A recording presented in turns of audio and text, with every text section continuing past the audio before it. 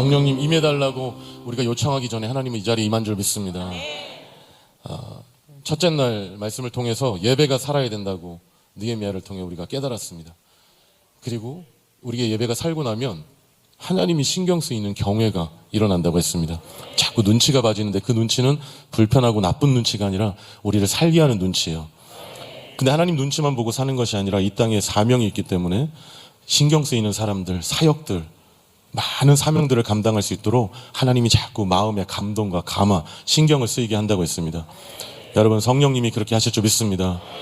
이제 은혜 받으시면 해야겠다, 내가 해보자, 이런 일이 막 결단이 일어나는 거죠. 근데 결국 며칠 못 갑니다. 저는 압니다. 목회를 조금 해봤는데 감독님께서 30년을 이 신년 송구영 씨부터 신년 특세 쭉 해오셨는데 잘 몰랐어요. 이 사람은 해봐야지 아는 것 같아요. 이게 자는 건지 안 자는 건지 모르겠습니다. 지금 계속 미국 가는 비행기 안에 있는 느낌이에요. 여러분, 비행기 타면 자는데 안 자는 것 같잖아요. 시차가 항상 다른 느낌으로 가는데 해볼수록 감독님이 존경스럽고 참 대단하시다는 생각을 하는데, 성도님들, 우리 감독님 마음 모르는 겁니다. 이거 해보셔야 돼요. 마찬가지로 우리가 이 땅을 살아가면서 고난을 겪어보고 사명을 감당해봐야 예수님 마음 알아요. 예수님 마음 알면 그분이 하는 말의 의미를 정확히 알게 돼요. 그래서 편안하게 신앙생활 하는 거 너무 좋죠. 행복한 거죠. 그러나 어린아이 같은 신앙밖에 되지 않습니다. 결국엔 하나님 따라가고 주님 발자취 따라가고 십자가 지고 고난의 길을 들어갈 때, 사명 감당할 때, 무겁지만 부담스럽지만 감당할 때 주님 마음 하나씩 하나씩 아는 거예요. 주님 마음 알아가면 성경 창세기부터 말라기 계시록까지의 모든 한 구절 한 구절이 다 내 말씀이 되는 것인 줄로 믿습니다. 오늘 본문 말씀 함께 읽겠습니다. 민수기 7장 89절 말씀 다 같이 읽겠습니다. 시작. 모세가 회막에 들어가서 여호와께서 말씀하려 할 때에 증거계 위 속죄소 위에 두 그룹 사이에서 자기에게 말씀하시는 목소리를 들었으니 여호와께서 그에게 말씀하심이었더라. 아멘. 느헤미야서를 통해서 하나님이 자꾸 우리에게 성정의 재건, 예배의 재창조, 그리고 다시 한 번 더 영적 대각성과 부흥을 주실 줄로 믿습니다. 느헤미야서 11장 1절 말씀을 함께 읽어볼까요? 느헤미야 11장 1절 시작. 백성의 지도자들은 예루살렘에 거주하였고 그 남은 백성은 제비 뽑아 10분의 1은 거룩한 성 예루살렘에서 거주하게 하고 그 10분의 9는 다른 성읍에 거주하게 하였으며, 이제 예배당도 짓고 성정 벽도 다 세우고 이제 국가가 다 건설이 되었습니다. 이제 사람이 들어와야 돼요. 근데 10분의 1은, 만약에 이스라엘 백성이 100만 명이면 10만 명은 예루살렘 안에 들어오게 하고 나머지 90만 명은 예루살렘 성 안에 못 들어오고 다른 성읍에서 생업을 하겠습니다. 우리가 자칫 잘못하면 이 예루살렘 성 안에 들어와서 사는 사람들은 선택받은 자, 못 들어온 사람들은 버림받은 자, 이렇게 여길 수 있는데 우리 하나님은 누구는 취하고 누구는 버리는 분이 아닙니다. 모두를 사랑하세요. 이 10분의 1의 백성, 선택받은 것 같은 예루살렘 성 안에 들어온 10분의 1의 백성과 다른 성읍으로 흩어지게 만든 10분의 9의 나머지 백성에게도 동일한 은혜가 있는데, 오늘 그 은혜가 무엇인지 함께 나누도록 하겠습니다. 여러분, 헬리콥터 타보셨습니까? 네, 저는 타보지는 않았습니다. 근데 헬리콥터가 이렇게 뜨고 내리는 장소가 있어요. 그걸 헬리포트라고 합니다. 한번 해볼까요? 헬리포트.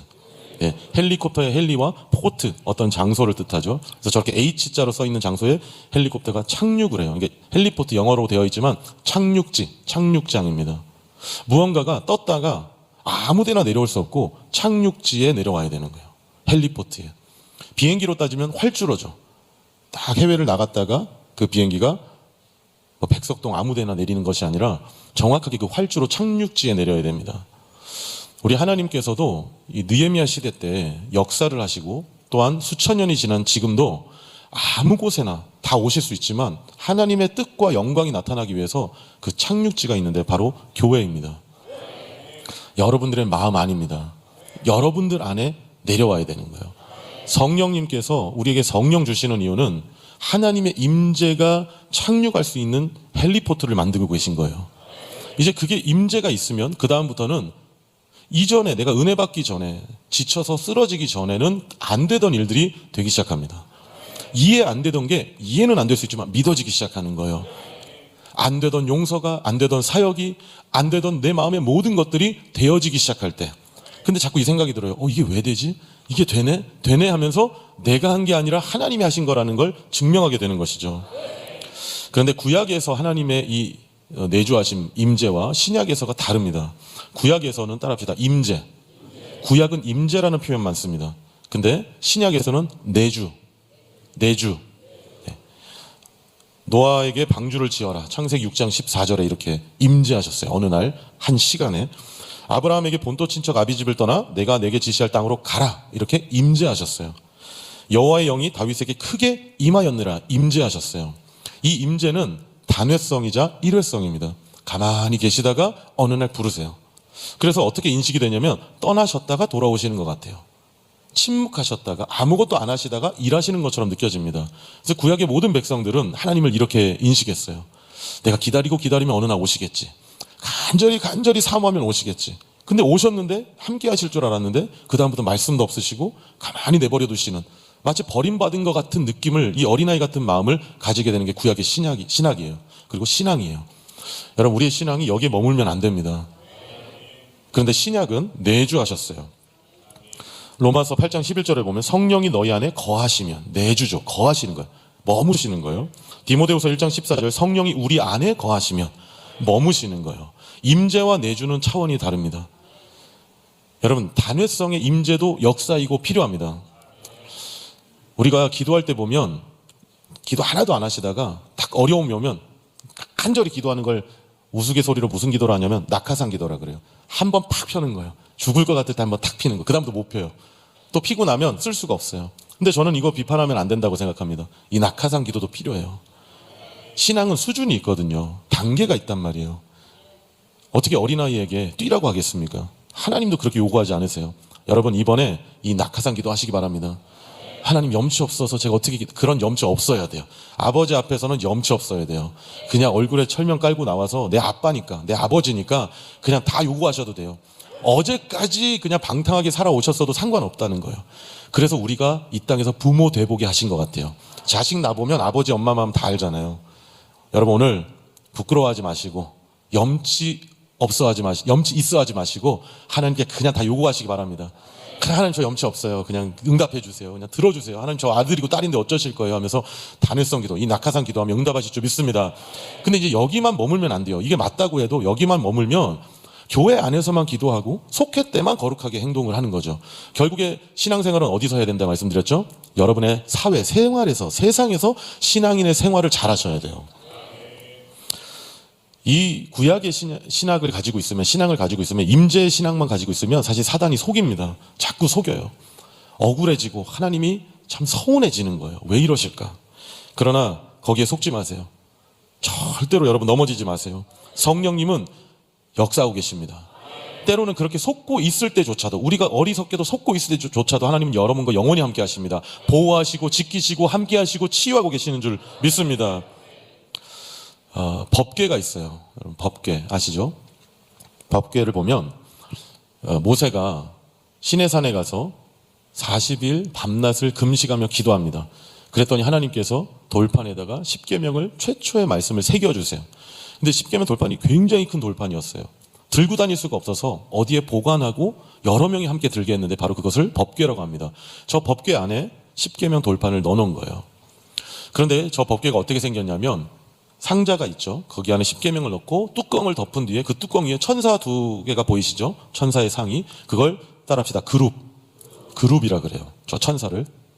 그룹이 이렇게 날개를 펴고 법궤 안을 쳐다보고 있습니다. 천군 천사를 통해서 성령 하나님께서 우리의 죄악을 이렇게 들여다보시는데, 이 천사 두 사이에 속죄소, 그 뚜껑 바닥을 뜻해요. 뚜껑 바닥을 속죄소라고 합니다. 거기에 양을 딱 올려놓고 피를 쫙 뽑아서 거기가 피로 다 덮이게 해요. 그 상자를. 그러면 그 안에 있는 우리 인간의 죄악을 보고 있던 천사가 이제 뭘 보죠? 예수의 어린 양의 피를 보는 거예요.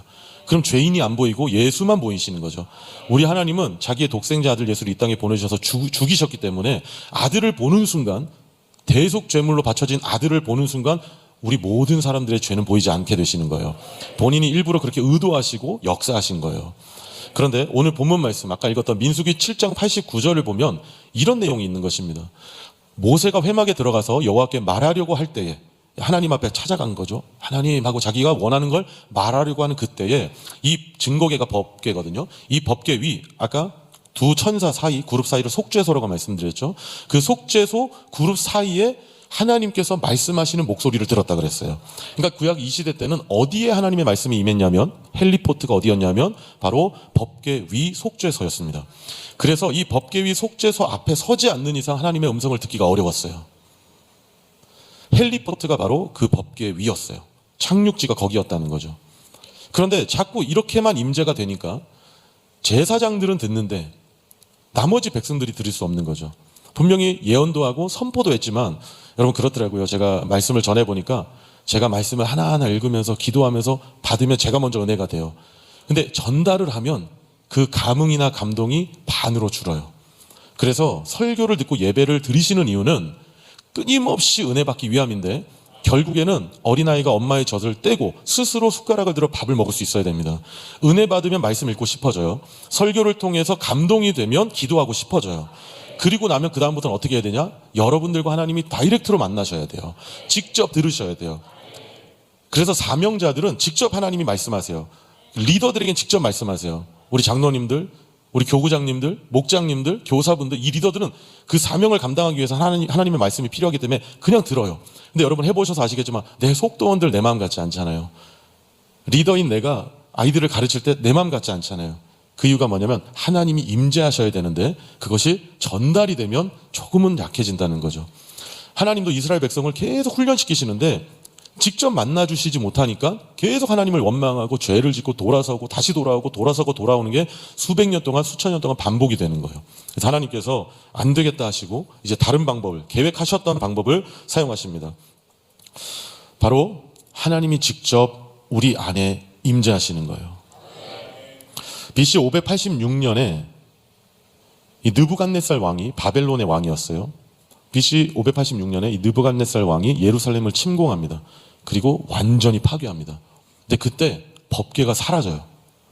그날 법궤가 사라지고 막 찾으러 돌아다녔는데 결국 못 찾아요. 지금까지 못 찾아요. 만약에 지금 예루살렘 성에 법궤가 있다면 거기로 다 가야 됩니다. 거기 가서 그 속죄소 앞에 서야지만 하나님을 만날 수 있어요. 근데 하나님이 잃어버리는 걸 허용하시고 지금까지 찾지 못하게 하셨어요. 그러면서 이제는 더 이상 법궤가 필요 없다. 왜? 내가 이제 너희 안으로 직접 가겠다. 그 결단을 하셨기 때문입니다. 느헤미야가 예루살렘 성 안에 10분의 글을 들여보냈어요. 바로 법궤가 들어간 것 같은 거예요.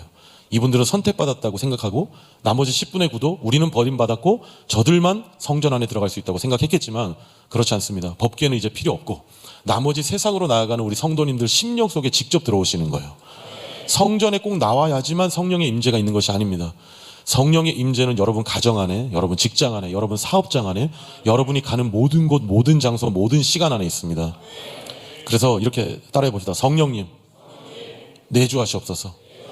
성령님, 나와 함께 하시옵소서.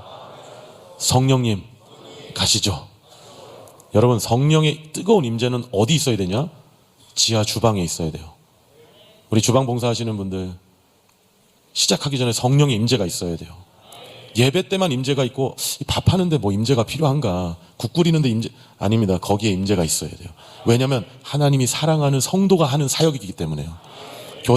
교사분들 아이들 가르치기 전에 다른 것들이 아니라 열심히 준비하시고 성령의 임재를 요청하셔야 돼요.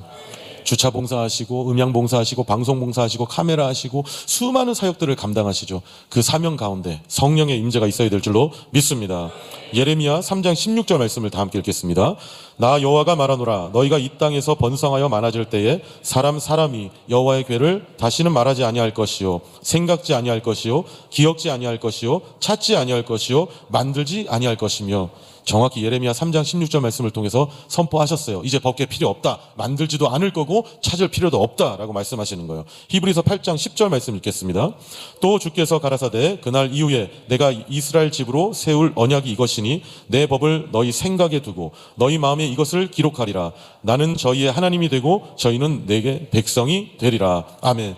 이 하나님의 임재와 말씀을 어디 두신다고요? 우리의 생각과 마음에 두신다는 거예요. 그러면 이제 이 헬리포트가 속죄소, 법궤 위의 자리에서 어디로 옮겨졌습니까? 이 헬리포트가 착륙장이 내 생각과 마음과 내 영혼으로 옮겨진 겁니다. 헬리콥터가 비행기가 착륙하기 전에 거기를 다 닦아야 됩니다. 그리고 불빛이 나야 됩니다. 저 여기 있어요. 여기 내리세요라는 사인이 있어야 되는 거예요. 그리고 아무도 없어야 됩니다. 거기는 오로지 헬리콥터와 비행기만 내려야 안전해져요. 그리고 그 목적을 달성할 수 있어요. 이제 이 헬리포트가 우리의 마음과 생각과 영혼이 되었기 때문에 성령께서 오셔서 역사하시려면 이제 우리의 마음을 깨끗하게 해드려야 돼요. 그리고 이 자리는 하나님께만 내어드려야 돼요. 근데 사단이 참 교활합니다. 왜 우리에게 고난을 옆에서 조장해가지고 마음을 번민스럽게 만드냐면, 이 고난이 오고 연단이 오고 시험이 오면 내 마음 안에, 내 머리 안에, 내 영혼 안에 온통 그 생각만 하거든요. 하나님이 착륙하셔야 되고 헬리포트가 되어서 성령님이 내주하셔야 되는데 온갖 다른 것들이 많아요. 어려움이 오면 거기에 노예가 돼서 중독이 돼서 거기 빠져듭니다. 하나님이 들어올 장소가 없는 거예요. 그래서 예수님께서 먼저 병을 치유해 주셨고 귀신을 쫓아 주셨고 고난을 해결해 주신 거예요. 그게 최종 목적은 아니었지만 그게 해결이 돼야 성령이 내주하시니까, 헬리포트가 될 수 있으니까 그런 거예요. 여러분, 오늘 기도하시다가 성령의 역사를 경험하셔서 여러분 마음 안에 있는 모든 것들이 떠나가기를 주의 이름으로 축원합니다. 문제가 해결받기를 주의 이름으로 축원합니다. 해결돼야 됩니다. 할렐루야. 여러분 믿으세요. 믿으시기 바랍니다. 하나님은 죽은 자도 살려냅니다. 죽은 자를 살려내는 게 엄청난 기적이잖아요. 살아있는데 시들시들한 사람 살려낸 거는 여기 하나도 안 나와요. 마음이 속상한 사람 마음 상쾌하게 해줬다, 편안하게 해줬다는 성경이 하나도 안 써있고 죽은 자 살린 게 써있어요. 죽은 분들, 영이 죽고 몸이 죽어가는 분들, 오늘 기적을 경험할 절호의 기회입니다. 그게 극적 드라마를 만들어내는 겁니다. 오히려 죽을 것 같아서 하나님밖에 없다고 외치는 자들을 하나님이 살려내시는 줄로 믿습니다. 하나님, 제 마음이 더럽습니다. 제 마음이 악합니다. 여기 못 오십니다. 누추합니다. 아닙니다. 절대로 그렇지 않습니다. 법궤가 놓여진 곳이 다 거룩하게 됐어요. 가나안이 얼마나 더러웠는데요. 얼마나 패역했는데요. 그러나 법궤가 딱 속죄소에, 지성소에 놓여지는 순간 거룩한 땅이 되어진 거예요. 할렐루야. 여러분이 연약하고 누추하고 더러워도 전혀 상관이 없으시고요. 하나님의 임재가 있기만 하면 완전히 살아날 줄로 믿습니다. 내가 너의 삶의 현장으로 들어가겠다는 하나님의 결심이에요. 너의 삶의 터전으로 내가 들어가겠다는 하나님의 의지십니다. 내가 너를 돕고 너를 보호하고 너를 치유하고 영원히 너와 함께 하겠다는 하나님의 결단이십니다. 할렐루야. 성령님이 오실 곳, 이제 여러분의 이 헬리포트의 마음을 주님 앞에 내어드리시길 바랍니다. 내주하시기 위해서 하나님께 내어드리기 바랍니다. 오늘 기도할 제목 많으시겠지만 먼저 하나님께 내어드리기를 주의 이름으로 소원합니다. 자, 이제 말씀을 맺으려고 그래요. 오늘 좀 빨리 끝내고 기도와 찬양을 뜨겁게 하려고 하는데, 여러분 성령을 받으면 나타나는 현상이 여러 가지가 있죠. 방언합니다. 아멘. 방언합니다. 여러분 방언을 사모하셔야 돼요. 예언합니다. 예언은 뭐냐? 막 내일 몇 월 며칠에 뭐 될 거다, 이게 점쟁이에요. 점쟁이들은 자꾸 그 일을 복되게 하고 막 뭔가를 지시하는데, 성경이 말하는 예언은 목적이 뭐냐? 예수께로 손가락을 가리키는 거예요. 예수님한테 가라는 거예요. 그게 성경의 예언인 줄 믿습니다. 말씀의 은사가 옵니다. 그래서 막 내가 신학을 배우지도 않았는데 들었던 말씀이 막 떠오르게 하셔서 선포하면 역사가 일어나는 거예요. 성령이 임하시면, 내주하시면 질병이 떠나갑니다. 담임 목사님에게 안수받고 하면 질병이 떠나가죠. 그런데 그렇게 못할 상황, 급박한 상황도 있잖아요. 아이들이 열이 난다거나 급박한 상황, 해외에 있다거나 군대에 있다거나. 그러면 어떻게 해요? 내 오른손에 권능을 주셔서 내가 그 환부에 손을 대면 질병이 떠나가는 역사가 있습니다. 마음이 자꾸 힘들어요. 낙심이 돼요. 우울해요. 막 포기하고 싶어요. 그때 성령께서 오셔서 선포하면 그 마음을 연약하게 하고 낙심하게 하는 귀신의 영이 떠나갑니다. 할렐루야. 할렐루야.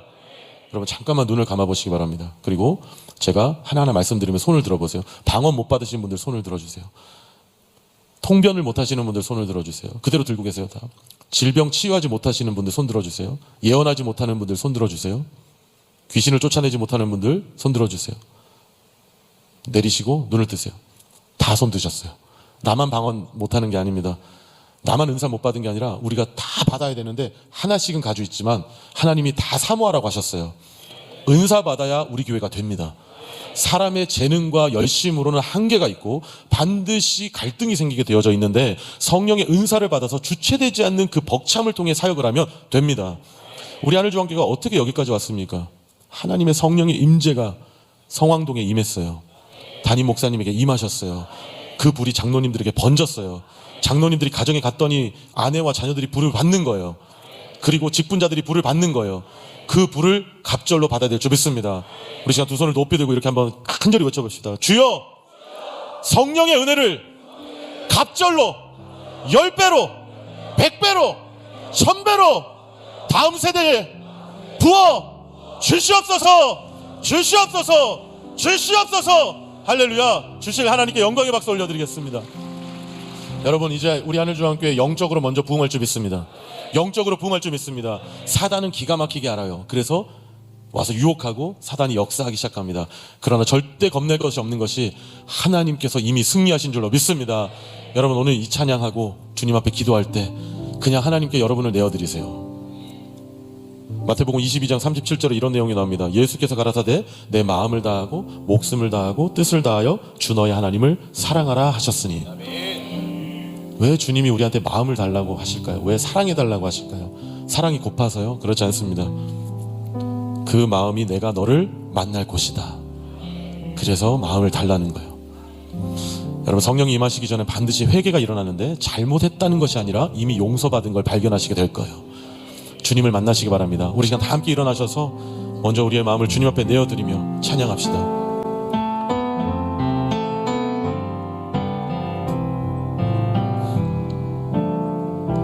언제나 내 모습 너무나 부끄러워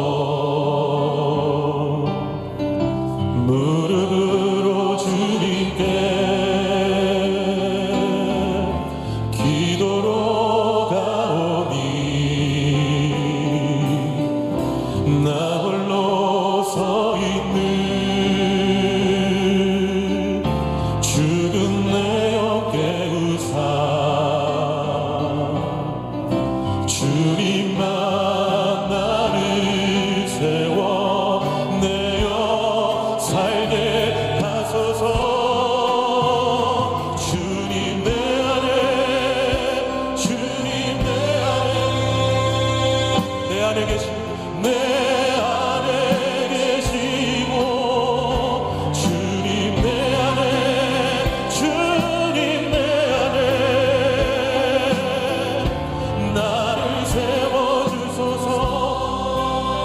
언제나 내 모습, 언제나 내 모습 너무나 부끄러워, 너무나 부끄러워. 무릎으로 주님께, 무릎으로 주님께 기도로 가오니 나 홀로 서 있는 죽은 내 영 깨우사, 죽은 내 영 깨우사. 주님만 나를, 주님만 나를 세워 내 영 살게 하소서. 주님 내 안에, 주님 내 안에, 주님 내 안에, 내 안에 계신 주님 내 안에, 주님 내 안에 나를 세워주소서. 주님 내 안에, 주님 내 안에, 주님 내 안에, 내 안에 계시고, 주님 내 안에, 주님 내 안에 나를 세워. 주님 내 안에, 주님 내 안에, 주님 내 안에, 내 안에 계시고, 주님 내 안에, 주님 내 안에 나를 세워주소서. 주님 내 안에, 주님 내 안에, 내 안에 계시고, 주님 내 안에, 주님 내 안에 나를 세워주소서. 우리 목소리로 찬양합시다. 주님 내 안에, 주님 내 안에, 내 안에 계시고, 주님 내